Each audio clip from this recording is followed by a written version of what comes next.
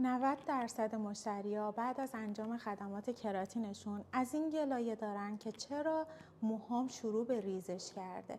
علت اصلی این موضوع چربی کف سرتون هست که شما باید هر روز دوش بگیرین و شستشوی موهاتون دقیقاً به همین ترتیبی باشه که من خدمتتون عرض میکنم.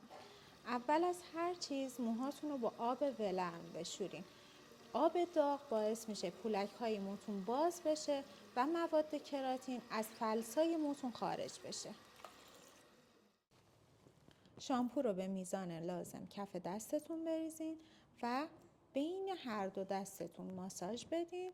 به قسمت‌های مختلف سر بزنید تا تمام سر به شامپو آغشته بشه.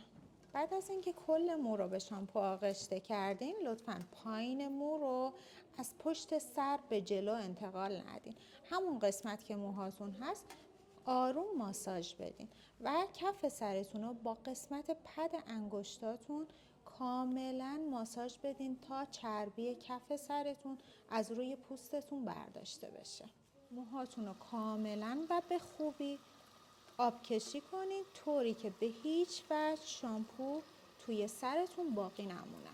ماسک مو رو کف دستتون بریزین، بین هر دو دستتون ماساژ بدین و به قسمت انتهایی مو بزنین. ماسک مو به هیچ عنوان نباید به کف سر بخوره چون چربی داره و خودش باعث ریزش مو میشه. بعد از اینکه ماسک مو 3 تا 5 دقیقه روی موهاتون موند، اون رو آب کشی کنید. آب کشی باید سبک باشه طوری که لزجی مواد روی موهاتون بمونه. بعد از اینکه از حمام تشریف آوردین بیرون، حوله رو به هیچ عنوان روی موهاتون نصابونید. فقط حوله رو بذارید و بردارید.